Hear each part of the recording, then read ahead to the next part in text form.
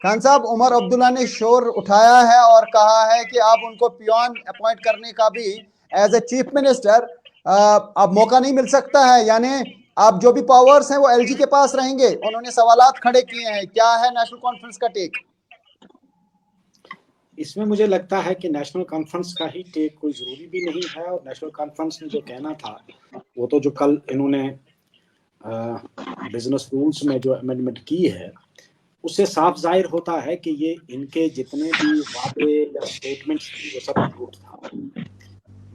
Honourable prime minister साहब ने और ऑनरेबल होम मिनिस्टर साहब ने जो भी यहाँ स्टेटमेंट्स दी थी, इवन 5 अगस्त 2019 से लेकर आज तक लगातार, और प्रधानमंत्री साहब ने कश्मीर में आकर कहा कि बहुत जल्द इलेक्शन की तैयारियां स्टार्ट हो गई हैं और आपको स्टेटहुड बहुत जल्द ही वापस दिया जाएगा, आपके ही नुमाइंदे आपकर हुकूमत करेंगे। और जमहूरियत का तकाजा भी यही है। रकबे के लिहाज से हमारी रियासत बहुत बड़ी रियासत है, पॉपुलेशन के लिहाज से चाहे कम है, लेकिन रकबे के लिहाज से मुझे लगता है कि जो बड़ी रियासतें हैं हमारे मुल्क की, उन रियासतों में जम्मू कश्मीर भी एक रियासत है। अगर आप लद्दाख के एरिया भी उसमें डालें, जो 5 अगस्त 2019 से पहले जो रियासत थी, हालांकि हमारी इस रियासत को खाली तोड़ा नहीं गया, बल्कि इसको जिस तरह चीता चीड़ फाड़ करता है ना, इस तरह इसको चीरा गया, फाड़ा गया। कुछ एरिया चाइना को छोड़ा गया, कुछ पाकिस्तान को छोड़ा गया। वो कौन उसमें जिम्मेदार है मैं उस बहस में नहीं जाऊंगा। उसके बावजूद भी अगर आप हमारी रियासत 5 अगस्त 2019 से पहले की देखेंगे तो रकबे के लिहाज से, रकबे के एतबार से बहुत बड़ी रियासत है। और मेरे ख्याल में ये एक वाहिद ऐसी रियासत है जो मुजफ्फर साहब, जो ये कल का ऑर्डर है, आप इसको किस नजर से देखते हैं? मैं उसी की तरफ आ रहा हूँ कि इतनी बड़ी रियासत को, पहली बात तो यह है कि आप यूनियन टेरिटरी बनाकर दिल्ली से बैठकर, जब आपके पास इतना बड़ा मुल्क है संभालने के लिए, तो आप जम्मू कश्मीर पर उतना कंसंट्रेट नहीं कर सकते हैं। और आप ये कहेंगे कि हम दिल्ली से रिमोट कंट्रोल से लेफ्टिनेंट गवर्नर को यहाँ बैठाकर हम जम्मू कश्मीर को कंट्रोल कर लेंगे, तो ये मुश्किल होगा। दूसरी बात, ये जो कल का ऑर्डर है जिसमें उन्होंने तमाम पार्ट्स जितनी भी हैं, जो लेजिस्लेटिव असेंबली पर भी कदगन लगा दी गई कि लेजिस्लेटिव असेंबली में भी कोई ऐसा कानून पास नहीं हो सकता है जो शेड्यूल 7 पार्ट 2 में एंट्री नंबर 1 और 2 के दरमियान है। एंट्री 1 और 2 हो गई पुलिस, लॉ एंड ऑर्डर, आप उस पर कोई ऑर्डर नहीं कर सकते, असेंबली में कोई बिल नहीं ला सकते हैं। दूसरी बात यह है कि जितनी ट्रांसफर्स हैं, cadre based transfers, IAS IPS officer, मुझे बताओ वो चीफ मिनिस्टर जम्मू कश्मीर में बैठकर क्या करेगा जिसके कंट्रोल में एक पुलिस का सिपाही भी नहीं होगा, एक थानेदार क्या, एक तहसीलदार क्या। पठानिया साहब, जी मुजफ्फर साहब कह रहे हैं कि चीफ मिनिस्टर बैठ के फिर क्या करेंगे, फिर क्या फायदा है इलेक्शंस कराने का? बीजेपी का क्या स्टैंड है इस पे? क्या आपको लगता है कि ये ठीक डायरेक्ट रूल है? इस तरह भी डायरेक्ट इनडायरेक्ट रूल दिल्ली से कर रहे हो तो उस तरह भी करो इसी यूनियन टेरिटरी। नहीं, कल को अगर ये भी जो है इलेक्शंस में अगर जीत के आते हैं, मान लें कि बीजेपी का चीफ मिनिस्टर होगा, क्या उनके लिए भी ये दिक्कत नहीं होगी, या तब आप फ्लेक्सिबल रखेंगे रूल्स? कैसे रख सकते? जी, ऐसा है कि कुछ इंटरवीनिंग गैप्स, कुछ अरेंजमेंट्स करने के लिए केंद्र सरकार ने जम्मू कश्मीर में कुछ जिसे कहते हैं कानून यहां लाए हैं। और जिस तरीके की परसेप्शन दी गई है कि कहीं ना कहीं अभी चुनी हुई सरकार है नहीं, लेकिन एक परसेप्शन देने की कोशिश की गई है मीडिया के माध्यम से कि कल को चुनी हुई सरकार आएगी और चुनी हुई सरकार को थोड़ा under the board, under the carpet रखने की कोशिश है। मुझे लगता नहीं, हमें हर एक मूव, हर एक एफर्ट, हर एक एंडेवर, हर एक जिसे कहते हैं एक रिफॉर्म जो भारत सरकार का, उसे हम शक की नजर से देखें। तो मुझे लगता है ओपन माइंड से, ओपन एंड से एक ओपन। लेकिन जब पावर्स ही नहीं होंगे चीफ मिनिस्टर के पास तो फिर वो करेंगे क्या? जब एक एसपी नहीं मानेगा, डीसी उनकी बात नहीं मानेगा, एक तहसीलदार उनकी बात नहीं मानेगा, तो फिर कैसे चलेगा काम?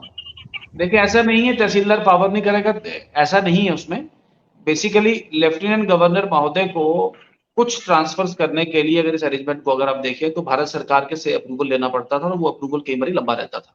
तो चीजों को स्ट्रीमलाइन करने के लिए, फास्ट पैडल करने के लिए लेफ्टिनेंट गवर्नर को पावर्स दी गई। पुलिस का तो इख्तियार ही नहीं है। नॉर्मली क्या रहता था कि एक स्टेट का चीफ मिनिस्टर जो है होम मिनिस्टर रहता था और उसके पास पुलिस के सारे पावर्स होते थे, एंटी करप्शन ब्यूरो के पावर्स होते थे। अब तो बिल्कुल ये छीने गए हैं। देखें, ऐसा नहीं है। मैंने कहा आपको कि कहीं भी जो नया 5 अगस्त 2019 के बाद जो नया अरेंजमेंट आया है, उस नए अरेंजमेंट में ऐसा नहीं है कि सरकार अब एक प्रॉपर एक चुनी हुई सरकार को ओवररूल करके, लेकिन यूटी चूंकि केंद्र शासित प्रदेश रहता है तो नेचुरली केंद्र का इसमें डोमिनेंस तो रहता है, ऑनेस्टली स्पीकिंग। लेकिन ऐसा भी नहीं कि अब जिसे कहते हैं चुनी हुई सरकार की रेलेवेंसी कोई नहीं रहेगी, वो तहसीलदार भी ट्रांसफर नहीं कर पाएगा, नथिंग लाइक नहीं कर पाएगी। कुछ इन्वेंटरी मेजर्स के लिए भारत सरकार के अप्रूवल्स को सिंप्लीफाई किए गए। मुजफ्फर साहब जज रहे हैं और सीनियर ये एडवोकेट भी हैं, जज रहे हैं, ये कह रहे हैं नहीं कर पाएंगे। लास्ट लाइन लूंगा, वैसे भी यूटी परमानेंट है नहीं। जम्मू कश्मीर स्टेटहुड की ओर जा रहा, जम्मू कश्मीर जल्दी स्टेट बनेगा और जैसे बाकी प्रांत हैं, बाकी स्टेट्स हैं, वैसे ही अरेंजमेंट जम्मू कश्मीर में भी चलेगा। लेकिन सवाल खड़े हो रहे हैं कि अगर इलेक्शंस आने वाले हैं तो ऐसा ऑर्डर क्यों जारी किया गया? क्या मजबूरी पड़ी कि अमेंडमेंट करनी पड़ी? नियत पे शक किया जा रहा है।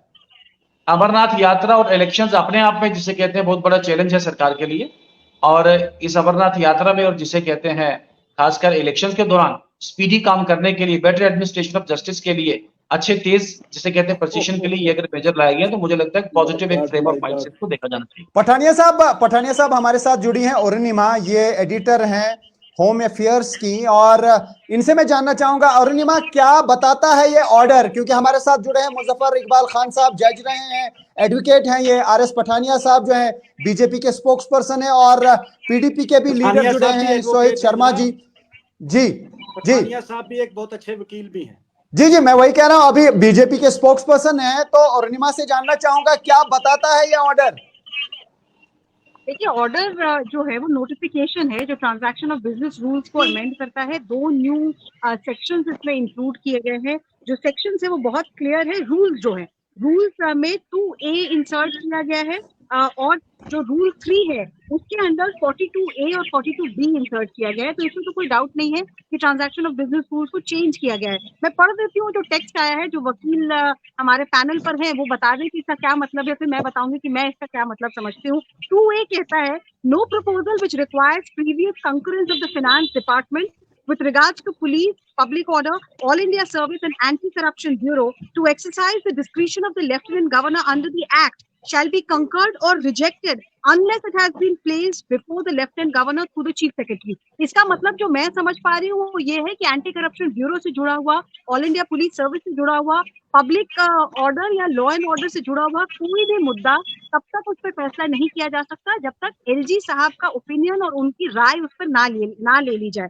जो दूसरा है सेक्शन रूल 3 के अंडर 42A जो इंसर्ट किया है, department of law, justice and parliamentary affairs shall submit the proposal for appointment of Advocate General and other law officers to assist the Advocate General through the Chief Secretary and the Chief Minister for the approval of the Lieutenant Governor। फिर एक बार मेरी समझ यही कहती है कि इसमें lieutenant governor का कंसेंट फाइनल होगा, क्योंकि इसमें चीफ मिनिस्टर और चीफ सेक्रेटरी का भी जिक्र है।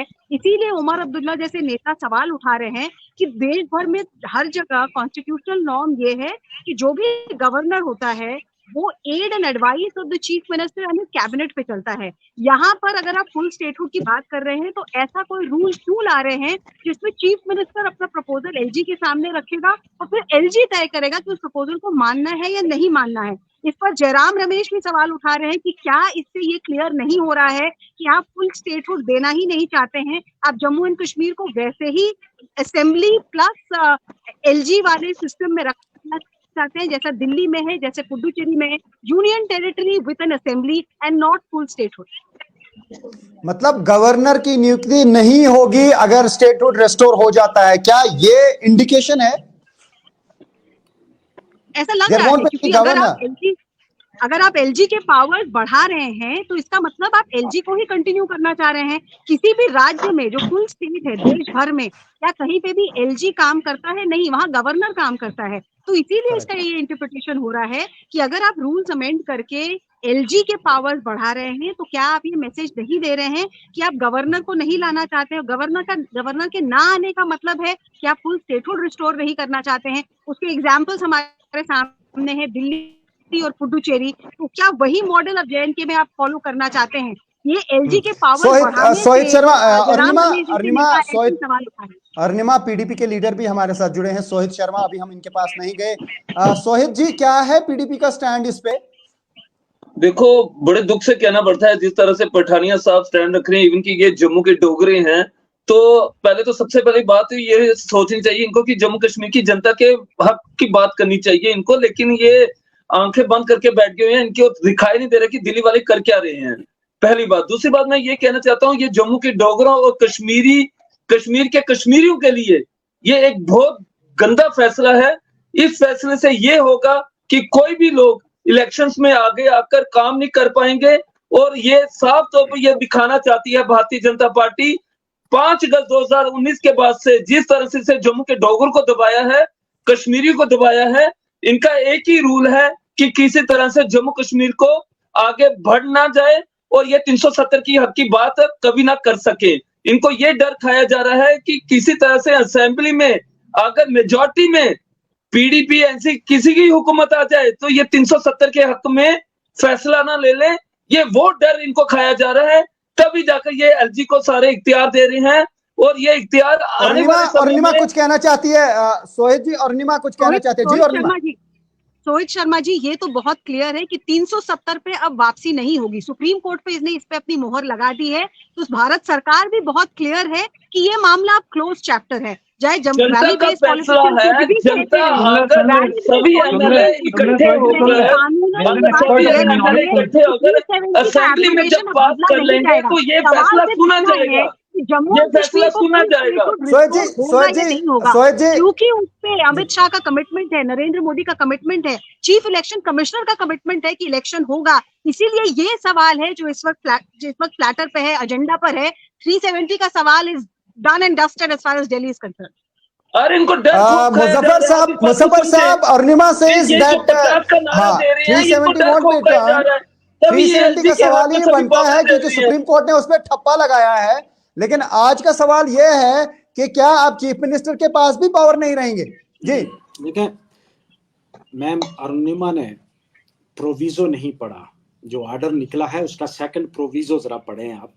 अगर आप सेकंड प्रोविजो पे नजर डालेंगे, all cadre transfers involving IAS, IPS officers,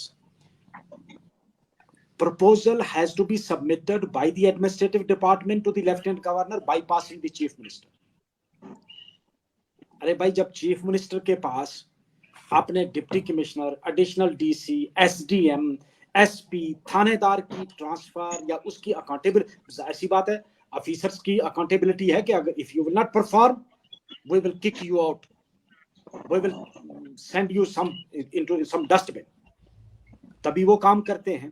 तो आप ये प्रेजेंट डिस्पेंसेशन अगर यही चाहते हैं कि दिल्ली से रिमोट कंट्रोल रख के आप कंट्रोल करेंगे, तो मुझे नहीं लगता है। और मैं आपको आज मेरी बात आप याद रखना, एक बहुत बड़ी मूवमेंट स्टार्ट होगी जम्मू कश्मीर में, जिसमें जम्मू फ्रंट पे होगा। ये बिल्कुल को एहसास होने लगा है। पठानिया साहब एक बड़ी चुनौती, पठानिया साहब एक बड़ी चुनौती ये कह रहे हैं कि एक मूवमेंट स्टार्ट करेंगे, उसका मतलब प्रोटेस्ट शुरू करेंगे। ये तो बड़ा चैलेंज हो गया अब सेंट्रल गवर्नमेंट के लिए भी और बीजेपी के लिए भी। आपका स्टैंड क्या है इस पे? मुजफ्फर साहब ने तो एक बड़ी बात कही, मुजफ्फर साहब ने एक बड़ी बात कही कि एक मूवमेंट शुरू करने जा रहे हैं। एक मूवमेंट शुरू होगी और जम्मू के डोगरा ये movement, I am forcing it. बिल्कुल हम इसके लिए जम्मू का एक नॉन इशू को लेके totally on a non issue, एक नॉन इशू को लेके एक बवाल बनाने की कोशिश की जा रही है, जिसे कहते हैं storm in the tea cup. एक चाय के कप में जिसे कहते हैं बवाल पैदा करने की कोशिश की जा रही है। विपक्ष, विशेषकर National Conference, Peoples Democratic Party और कांग्रेस, जिन विषय वहीन, दिशा वहीन, एजेंडा वहीन विपक्ष इन विषयों पर जिसे लेके एक नया विषय बनाने की कोशिश कर रही है। मैंने कहा ये रूटीन एडमिनिस्ट्रेशन के ऑर्डर है। जम्मू कश्मीर जल्द ही प्रांत बनेगा, स्टेट बनेगा, और जैसे बाकी स्टेट को वैसे जम्मू कश्मीर पहले तो जम्मू से बीजेपी का खात्मा करेगी यही कम्युनिटी, और उसके बाद जम्मू कश्मीर की आवाम यहाँ की इज्जत आबरू रिस्टोर करवाएगी, यहाँ की एम्प्लॉयमेंट भी रिस्टोर करवाएगी, यहाँ की लैंड सिक्योरिटी भी रिस्टोर करवाएगी। मेरी बात याद रखना, it may not be 370, it may be any other provision, it may be 371, लेकिन यहाँ के बच्चों की एम्प्लॉयमेंट हमारी जनरेशन की, यहाँ के लोग उठेंगे, एक मूवमेंट चलाएंगे, रिस्टोर होगी, यहाँ की लैंड सिक्योरिटी रिस्टोर होगी और फुल फ्लैज स्टेट। मुझे आज लगा पहली बार कि आज जम्मू वाले के ज्यादा दुख हुआ है बानिस्बत के कश्मीर वाले। अरुणिमा, आरएस पठानिया कह रहे हैं ये नॉन इशू है, यानी माइनर इशू है। आपको क्या एक माइनर इशू दिख रहा है?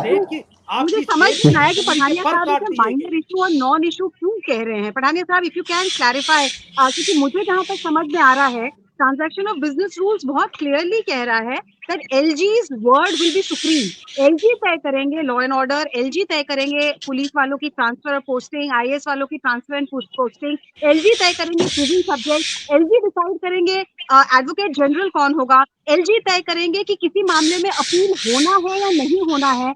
हमारे फेडरल स्ट्रक्चर के तहत, हमारे कॉन्स्टिट्यूशन के तहत किसी भी राज्य में, आप कर्नाटका ले लें सिद्धरामैया, आप मध्य प्रदेश ले लें, आप राजस्थान ले लें, क्या किसी भी राज्य में गवर्नर के पास ये पावर्स हैं बाईपासिंग द चीफ मिनिस्टर? और अगर ऐसा नहीं है तो आई डोंट अंडरस्टैंड कि आप इसको नॉन इशू किस हिसाब से कह रहे हैं। जी अरुणिमा जी, मैं जम्मू कश्मीर, ये सबके ध्यान में है कि जम्मू कश्मीर यूटी है, this is not something permanent. ये सरकार ने प्रोफेस किया from pulpits and podium and particularly for parliament too कि UT is a temporary arrangement. In view of इस माहौल को, इस टर्बुलेंस को, इस क्षेत्र को बेटर कंट्रोल करने के लिए भारत सरकार ने अपने हाथ में कंट्रोल दिया है। अभी अमरनाथ यात्रा और प्रपोज जिसे कहते हैं विधानसभा चुनावों के लिए ग्रेटर कंट्रोल की अगर कोई इंटरिम अरेंजमेंट बनाया, मेरा मानना है कि इसे इतने शक की नजर से नहीं देखा जाना चाहिए। एक ओपन माइंड के साथ, एक ओपन नजरिए के साथ, ओपन आउटलुक के साथ हम इसको देखें, तो मुझे लगता नहीं इसमें कोई ऐसी बात है। जी Arunima, please reply to him. Interim arrangement कह रहे हैं पठानिया साहब, आई डोंट अंडरस्टैंड कि अगर ये इंटरिम अरेंजमेंट है तो as of today from August 5, 2019 till July 12 to 2024 LG ही द मैन इन चार्ज है जम्मू एंड कश्मीर के।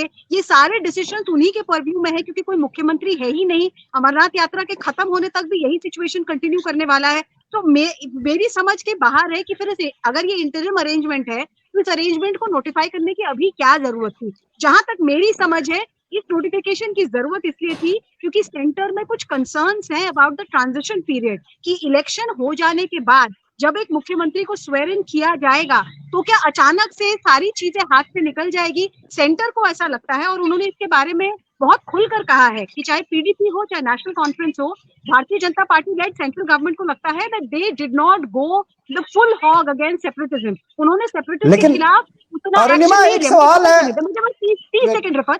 तो सेंटर को ऐसा लगता है कि उस ट्रांजिशन पीरियड में भी लॉ एंड ऑर्डर जैसा इंपॉर्टेंट इशू सेंटर को हाथ में रहना चाहिए, इसीलिए ये नोटिफिकेशन जारी किया गया। It is not an interim arrangement from what I understand. Arunima, एक अहम सवाल है, मुजफ्फर साहब, एक अहम सवाल है, because this is an amendment in reorganisation act. अगर कल को स्टेटहुड रिस्टोर किया जाता है, क्या ये एक्ट एबॉलिश होगा?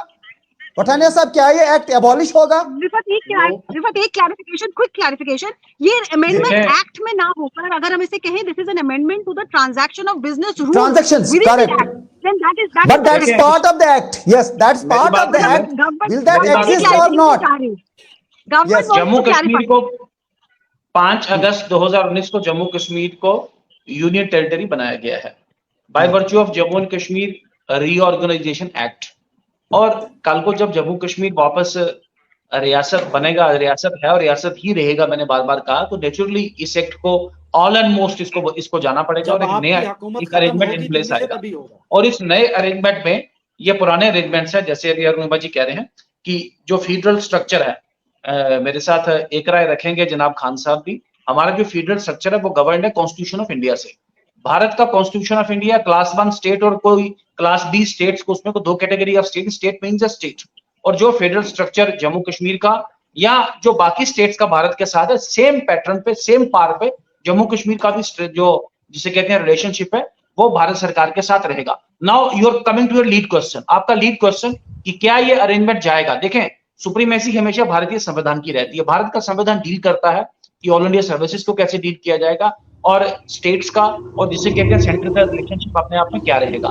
कोई भी ऐसा अरेंजमेंट, कोई भी ऐसा ऑर्डर इप्सो फैक्टो अपने आप ही वो चला जाएगा once Jammu Kashmir becomes a state. By virtue of legal fiction. Muzaffar साहब यही तो एक अहम सवाल है। अब पठानिया साहब ये कह रहे हैं कि जब यहाँ पे स्टेटहुड रेस्टोर होगा, फुल स्टेटहुड, तो ये एक्ट तो खुद ही जाएगा, ये किसी काम का नहीं होगा, तो इसमें अमेंडमेंट कोई मायने नहीं रखती है। Not required, not required, amendment only nominal. मुझे एक चीज समझ में नहीं आई, ये दोहरा म्यार जो है बीजेपी वालों का मुझे समझ में नहीं आया।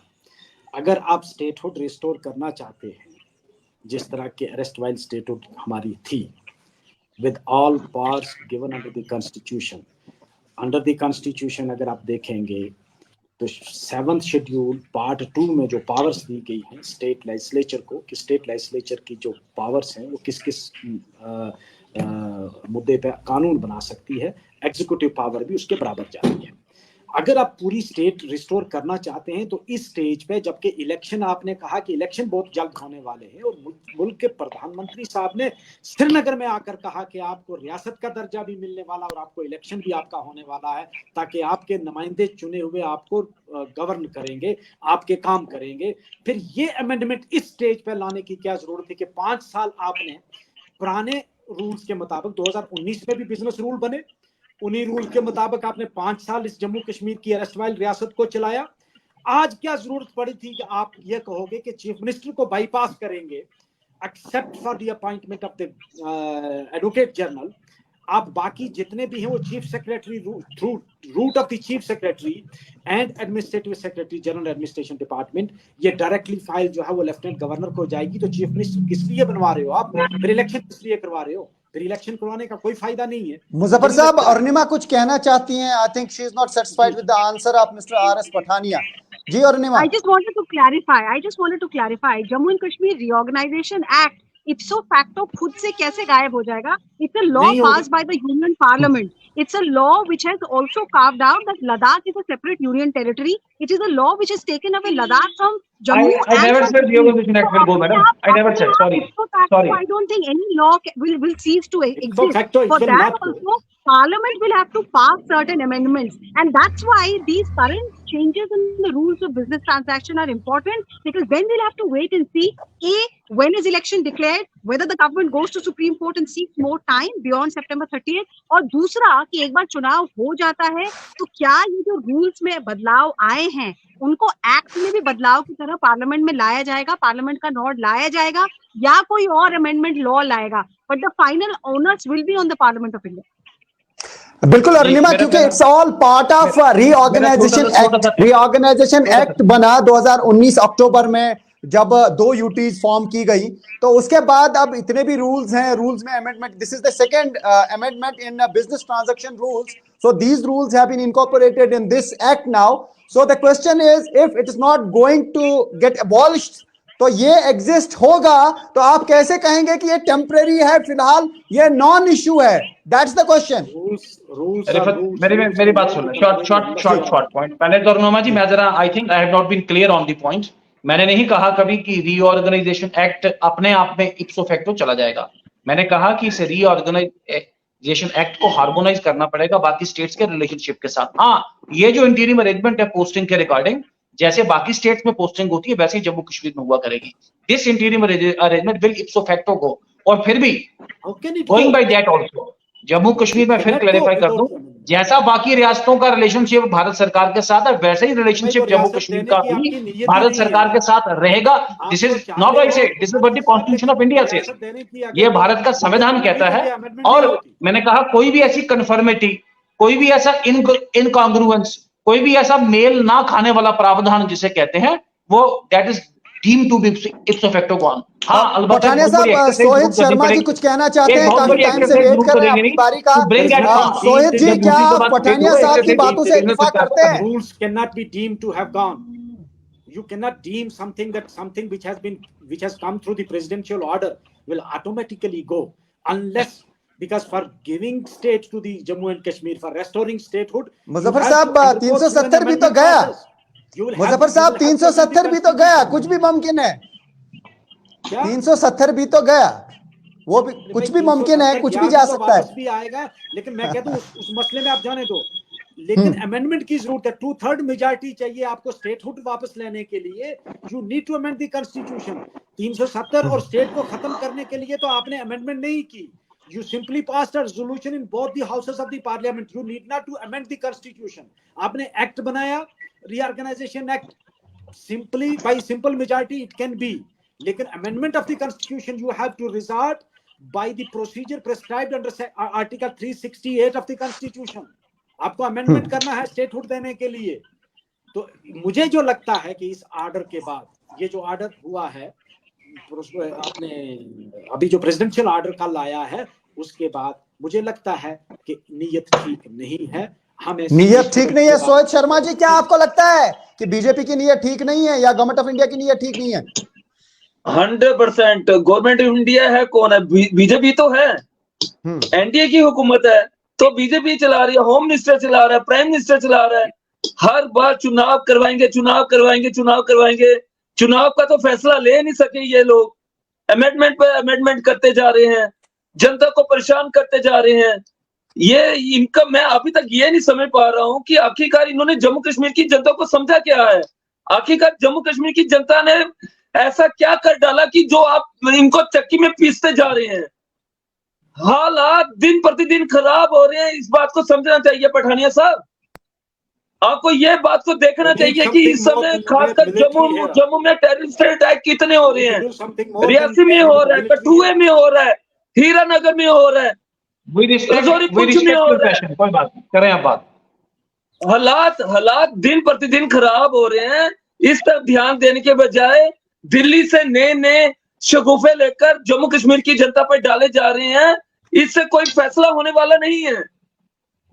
ये जो अरुणिमा मुजफ्फर इकबाल खान साहब ने कहा कि डोगरा लोग जो हैं वो उठ खड़ा हो जाएंगे और वो एक आंदोलन शुरू कर सकते हैं। ये इनकी एक प्रेडिक्शन है या इन्होंने इस वक्त बता दिया है?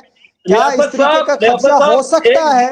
हालांकि बाद में मैं ये पठानिया साहब से भी पूछना चाहूंगा। तो ये कह रहे हैं कि तंग आमद ब जंग आमद, इनको लगता है कि बहुत हो गया, अब बहुत हो गया, बर्दाश्त से बाहर हो रहा है। तो क्या आप मानते हैं कि एक बड़ा चैलेंज हो सकता है गवर्नमेंट के लिए? मेरी बात कंप्लीट होने दीजिए। अचानक बारिश का मौसम हो गया है, तो मुझे दीजिएगा 30 सेकंड, तब तक मैं बारिश से बचने का इंतजाम करूं। पर बहुत छोटे मैं आपको बताना चाहती हूँ कि जहाँ, लेकिन अरुणिमा यहाँ पे भी मौसम बदल रहा है, लगातार बदल रहा है, सियासी मौसम और रूल भी बदल रहे हैं। जम्मू एंड कश्मीर का सियासी मौसम बदल रहा है और दिल्ली में मौसम वाकई बदल रहा है। बट बहुत संक्षिप्त में मैं बताकर फिर गाड़ी के अंदर भागती हूँ ताकि आपके साथ वहां से जुड़ पाऊँ। जहां तक सिक्योरिटी चैलेंजेस की बात है, ये कंसर्न है कि जम्मू में जिस तरीके से आतंकवादी घटनाएं हो रही हैं, और वहां से हम लोग पहले भी डिस्कस कर चुके हैं कि साउथ कश्मीर का रास्ता चनाब वाली के रास्ते आतंकवादी ले रहे हैं, इन्फिल्ट्रेशन लगातार हो रहा है। डीजीपी खुद कह चुके हैं कि 50 से ज्यादा आतंकवादी इन्फिल्ट्रेट कर चुके हैं। तो ये एक कंसर्न है। लेकिन अगर इस कंसर्न को दिखाते हुए Bharatiya Janata party lead government decide करे कि इलेक्शन नहीं होना चाहिए, तो पॉलिटिकली वो अपने आप को क्रिटिसिज्म के लिए और ओपन अप करेंगे। इस बार की चुनावी रिजल्ट के बाद ऑपोजिशन पार्लियामेंट में बहुत ज्यादा अग्रेसिव है। वो पलट के ये सवाल जरूर पूछेगी कि आपने ही कहा था नया कश्मीर है, आपने ही कहा था कि security wise, law and order wise सब कुछ कंट्रोल में है। तो जब बाकी सब कुछ कराने के लिए चीजें कंट्रोल में थी, लोकसभा का चुनाव भी कराने के लिए चीजें कंट्रोल में थी, तो अचानक विधानसभा चुनाव के वक्त पर कैसे सिक्योरिटी एक कंसर्न बन गई है? तो पॉलिटिकली स्पीकिंग ऑपोजिशन इस पॉइंट पे जरूर अटैक करेंगे। जी अरुणिमा, मुजफ्फर साहब, आप जिस तरीके से आप चैलेंज कर रहे हैं, आप ये कह रहे हैं कि आप एक आंदोलन शुरू हो जाएगा, तो क्यों आपको लगता है कि ऐसा होगा? देखिए, मुझे लगता है कि जब आप किसी को, अंग्रेजी में एक वो मुहावरा है, if you push someone to the wall, either he will break his head or the wall will fall. There are only two options. तो जम्मू कश्मीर की आवाम को अब सेंट्रल गवर्नमेंट ने पुश टू द वॉल कर दिया है। Either the wall is going to fall or people are going to break their heads. और इस आर्डर के बाद तो ये सब ये झूठ बोल रहे हैं। इस आर्डर के बाद तो ये लगा कि यहाँ के प्रधानमंत्री साहब भी, जो ये भी एक जुमला था जो यहाँ आकर कश्मीर में बोला गया कि भाई आपको रियासत भी वापस मिलने वाली है, आपके इलेक्शन भी होने वाले हैं। इसका मतलब ये हुआ कि ये रियासत अभी वापस नहीं करने वाले हैं और लोगों को टार्चर और करेंगे ये।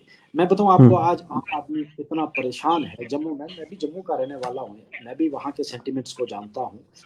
हम लोग इतने परेशान है, जो आम पब्लिक है वो इस कदर परेशान है क्योंकि ब्यूरोक्रेट जो है वो कोई सुनता नहीं है, और करप्शन इतनी आम है from top to bottom.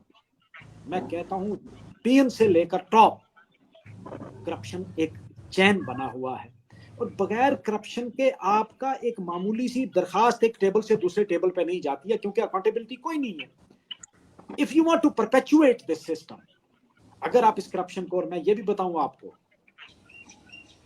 Militancy military भेजने से, सिक्योरिटी फोर्सेस के भेजने से नहीं कंट्रोल हो सकती जब तक कि यहाँ के लोग आपके साथ नहीं होंगे।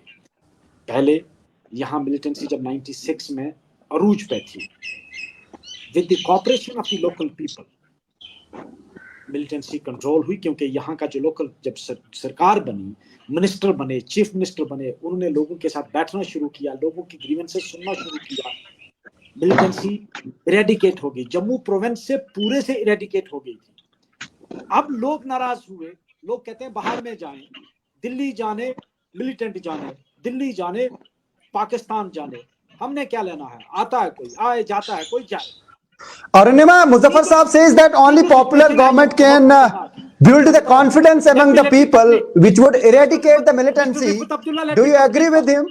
जी, मैं एक चीज मैं बोल दूं, जब तक के लोगों का कॉपरेशन, लोग नाराज हैं, चाहे वो जम्मू के हैं चाहे कश्मीर के हैं, और इस तरह का जो डिस्पैशनेट एटीट्यूड है, और आप डायरेक्ट रिमोट कंट्रोल से जब कंट्रोल करेंगे दिल्ली से, तो लोगों के जख्मों पे आपने नमक छिड़के। मैं मानता हूं जम्मू में 370 की एब्रोगेशन का उतना बड़ा कोई दुख नहीं हुआ होगा, लेकिन स्टेट छीनने का बहुत बड़ा दुख था, क्योंकि ये डोगरा स्टेट थी। जम्मू के लोग भी इनसे नाराज, कश्मीर में जाहिर सी बात है 370 की भी एक सेंटीमेंट है कि 370 छीना गया, लेकिन रियासत छीनने का मुझे नहीं लगता कि जम्मू कश्मीर में कोई एक फर्द भी होगा, चाहे वो बीजेपी वाले क्यों ना हो। वो ठीक है चैनल पे आकर डिफेंड करते हैं, लेकिन उनको भी रियासत जाने का बहुत दुख है कि हमारी पहचान थी, हमारी पहचान ही खत्म हो गई। उसकी वजह से भी मिलिटेंसी राइज हुई, कम नहीं हुई। और ये बात सरासर गलत है कि नहीं जी, अरे ये इस चीज से, इससे बड़ा और सबूत आपको क्या मिलेगा कि नॉर्थ कश्मीर में उस आइडियोलॉजी को रिवाइवल हुआ उसका, जो ही लोगों से सुप्रेशन हटाया गया, लोगों ने अपना एक्सप्रेस किया गुस्सा। That anger is against the central government, और मेजॉरिटी ऑफ द पीपल जो है वो एक पर्टिकुलर आइडियोलॉजी, जिस आइडियोलॉजी के खिलाफ हम लड़ते रहे पिछले 70 साल से, हम उस आइडियोलॉजी के खिलाफ लड़े कि no we are part of India, there is no question on the accession, no question, no second thought on the accession. मेरे ख्याल में जितनी मेन स्ट्रीम पॉलिटिकल पार्टीज हैं उन सब ने एक ही स्टैंड रखा, उसको निगेट हो गया वो नॉर्दर्न कश्मीर में। ये आप मानते हैं कि नहीं? मुझे लगता है कि ये अरुणिमा जो है वो एक सेंसिटिव जर्नलिस्ट है, वो भी मानेंगी कि वहाँ एक ऐसी आइडियोलॉजी पनपी हुई, तो सुप्रेस हुई थी, एक्सप्रेस की, जिसके खिलाफ हम लड़ते रहे और हमने कुछ हद तक कामयाबी हासिल की।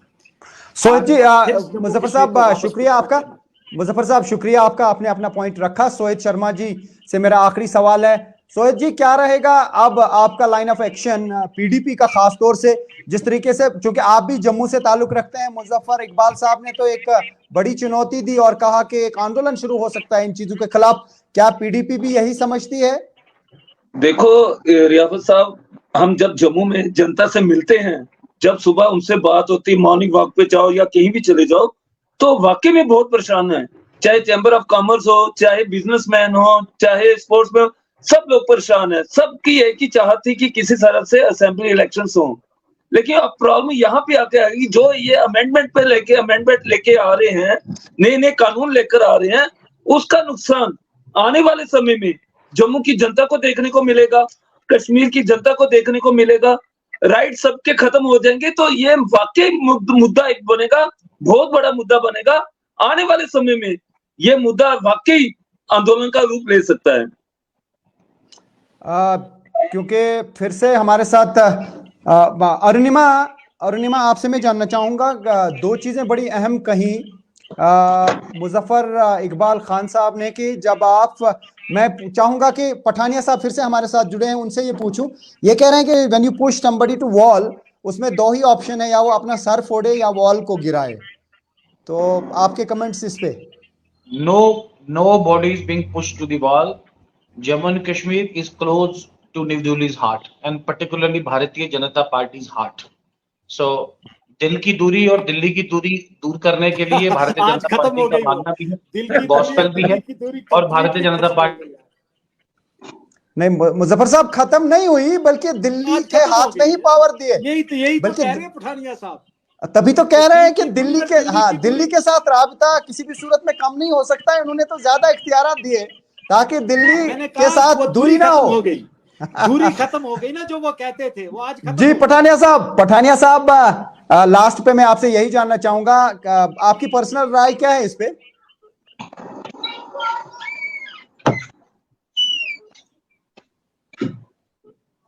पठानिया साहब के साथ मैं पठानिया साहब, हम सब जम्मू कश्मीर से ताल्लुक रखते हैं। As a citizen of Jammu and Kashmir, how do you see this सोचना पड़ेगा पठानिया साहब, आपको भी जम्मू के हक की बात कीजिए, दिल्ली वालों को छोड़िए, जम्मू के हक की बात कीजिए।